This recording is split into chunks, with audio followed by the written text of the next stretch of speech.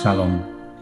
Bapak, Ibu, Saudara-saudara terkasih, bertemu kembali dalam penjelasan pelajaran firman Tuhan hari ini, Sabat tanggal 30 bulan Mei tahun ke-2026. Judul pelajaran hari ini yang juga merupakan tema utama untuk pelajaran sepanjang pekan ini adalah pertobatan dan pengampunan. Pelajaran sepanjang pekan ini akan merujuk pada kitab-kitab berikut ini. Kitab Yesaya 61 ayat 10. Lalu kitab Hosea 6. Lalu kitab Kisah 3 ayat 18 dan 19. Lalu kitab Keluaran 34 ayat 1 sampai 10.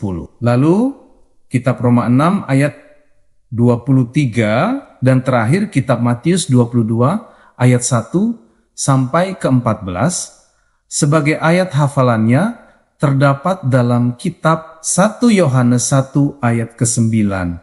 Demikian firman Tuhan. Jika kita mengaku dosa kita, maka Allah adalah setia dan adil, sehingga Ia akan mengampuni segala dosa kita dan menyucikan kita dari segala kejahatan. Bapak, Ibu yang kekasih, pelajaran pekan ini menyoroti dua tema utama yang sangat penting dalam kehidupan rohani, yaitu pertobatan dan pengampunan yang menjadi inti dari hubungan manusia dengan Allah sejak awal sejarah keselamatan. Ayat hafalan dalam kitab 1 Yohanes 1 ayat 9 menegaskan bahwa Allah setia dan adil untuk mengampuni dosa apabila manusia mengakuinya dengan hati yang tulus dan bersedia meninggalkan kejahatan. Bapak Ibu, pernyataan ini menunjukkan bahwa pengampunan bukanlah hasil usaha manusia untuk menyelamatkan dirinya sendiri, melainkan anugerah Allah yang diberikan kepada orang yang datang kepadanya dengan kerendahan hati. Dalam kehidupan sehari-hari, manusia sering jatuh ke dalam dosa karena kelemahan, keinginan diri, dan kecenderungan untuk lebih percaya kepada apa yang terlihat daripada kepada janji Allah yang tidak terlihat. Karena itu, pelajaran ini mengajak setiap orang percaya untuk memahami bahwa pertobatan sejati bukan sekadar penyesalan emosional, tetapi perubahan hati yang membawa manusia kembali kepada Allah. Saudara-saudara sekalian, latar belakang pelajaran ini diambil dari pengalaman bangsa Israel di kaki Gunung Sinai ketika Musa sedang berada di atas gunung menerima hukum Allah dan pembaruan perjanjian. Kehadiran Allah yang digambarkan melalui awan tebal dan api di puncak gunung ternyata justru memunculkan ketidakpastian di hati bangsa itu. Karena mereka tidak sabar menantikan Musa kembali. Saudara, ketidaksabaran tersebut berkembang menjadi ketakutan, lalu berubah menjadi ketidakpercayaan terhadap Allah yang sebelumnya telah membebaskan mereka dari perbudakan Mesir dengan kuasa yang besar. Orang-orang campuran yang ada di tengah bangsa Israel ikut memperkuat kegelisahan, sehingga mereka mulai menuntut sesuatu yang dapat dilihat dan disentuh sebagai pengganti kehadiran Allah.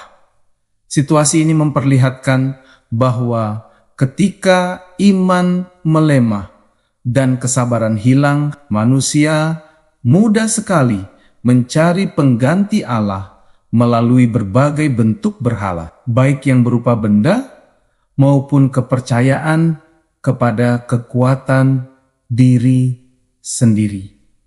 Bapak Ibu sekalian, peristiwa anak lembu emas Dalam kitab Keluaran 32 menjadi gambaran yang sangat jelas mengenai cepatnya manusia melupakan komitmen rohani yang telah dibuat di hadapan Allah.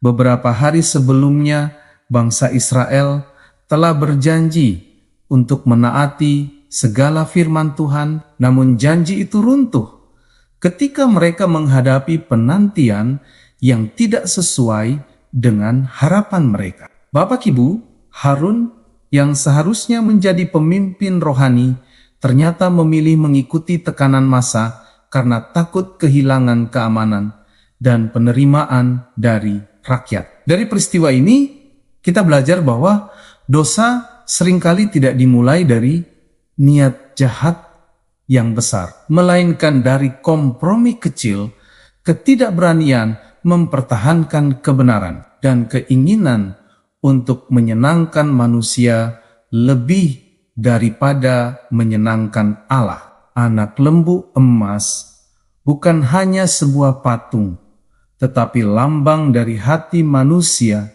yang lebih mengandalkan apa yang terlihat daripada mempercayai Allah yang hidup dan berdaulat. Saudara sekalian, meskipun dosa bangsa Israel sangat besar dan merupakan pelanggaran langsung terhadap perjanjian dengan Allah, kisah ini tidak berakhir dengan kebinasaan total karena kasih dan belas kasihan Allah tetap bekerja. Musa tampil sebagai perantara yang memohon agar Allah tidak memusnahkan umatnya, dan doa syafaat itu menunjukkan bahwa Allah membuka ruang bagi pemulihan walaupun keadilannya tetap ditegakkan. Saudara, dalam kitab Keluaran 34, Allah memperbarui perjanjian dan kembali menyatakan karakternya sebagai Allah yang panjang sabar, berlimpah kasih setia, serta bersedia mengampuni kesalahan dan dosa. Namun,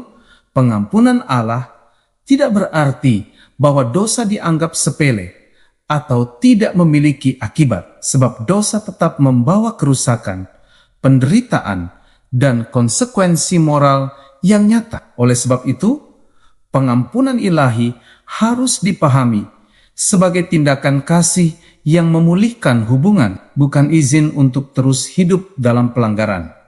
Bapak Ibu terkasih, pelajaran ini juga menghubungkan pertobatan dengan karya keselamatan melalui Yesus Kristus yang menjadi dasar pengampunan bagi seluruh umat manusia. Kitab Roma 6 ayat 23 menyatakan bahwa upah dosa ialah maut, tetapi karunia Allah ialah hidup yang kekal di dalam Kristus. Sehingga manusia tidak mungkin memperoleh keselamatan hanya melalui usaha atau kebaikannya sendiri. Bapak Ibu, kitab Kisah Para Rasul 3 ayat 18 dan 19 mengajarkan bahwa pertobatan harus disertai perubahan hidup agar dosa dihapuskan dan manusia mengalami masa kelegaan dari Tuhan. Pertobatan sejati berarti mengakui kesalahan tanpa membenarkan diri, meninggalkan dosa dengan sungguh-sungguh, dan membuka hati bagi pembaruan yang dikerjakan Roh Kudus. Karena itu, pertobatan bukan sekadar peristiwa sesaat, melainkan perjalanan hidup yang terus-menerus membawa manusia semakin serupa dengan kehendak Allah, saudara-saudara.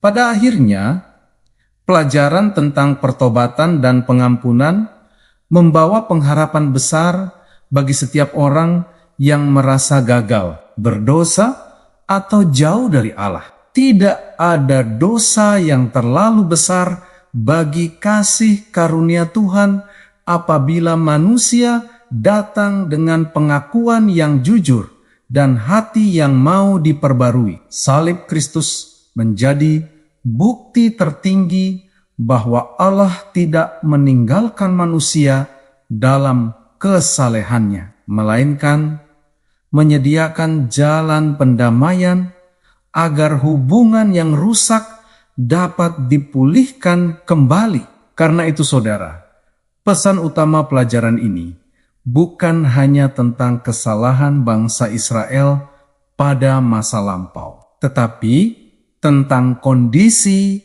hati manusia pada setiap zaman yang selalu membutuhkan belas kasihan Allah.